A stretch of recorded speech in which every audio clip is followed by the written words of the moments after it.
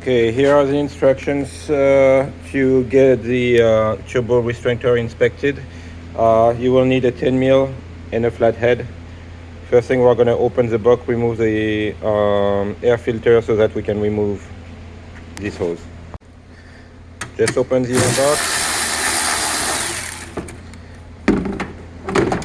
When the air box is open, make sure the bolt can fall.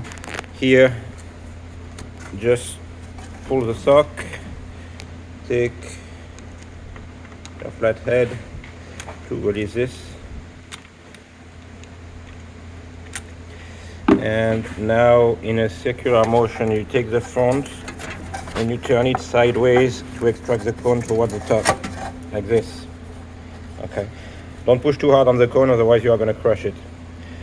When the cone is removed, you can leave the muff in place. You just have to loosen the two clamps.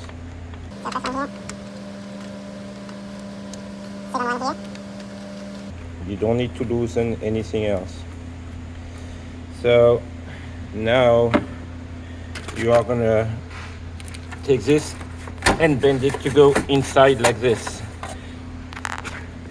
And now you can separate the hose and remove it. If you stay in here, there is a small bracket that can bend. We'll bend it back, and now they can go in there with the camera and the restrictor gauge to inspect the restrictor.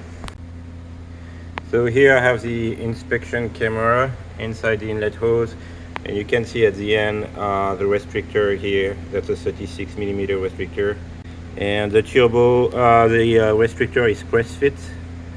And so if they want to put a seal, there is a hose clamp there. They can put the seal around the hose clamp. There is no way to get to the restrictor without removing this hose clamp. That's where they can put the seal if they want to. So now that we have seen and inspected the restrictor, we are going to put everything back in place. First step is to put the hose here on this side first, and then you can push this other one back in all the way in. Okay, and now we are gonna resecure both clamps. Make sure you apply pressure here this way while you are tightening here to make sure it doesn't slide back while you are clamping down. Before putting the air filter back in, make sure the sock here at the bottom is over the clamp, because it's going to be much harder to slide once it's in the box. Then same thing, you start from the top, and with a rotating motion, I'm gonna have to take my two hands, but basically with a rotating motion you put it back on. So here we go. I have to make sure it's really at the edge and especially at the bottom so that we don't have any leaks. Once it's in place, we can tighten here. So make sure you always keep the hose clamp here and here in easy configuration so that we can quickly check them at service to retighten them if needed. And once you are done tightening this guy, you can just pull the sock over, put your hand underneath, the same thing to make sure the sock cover the whole filter like this. And now we are good, and we can just reclose the box and take your 10 mil.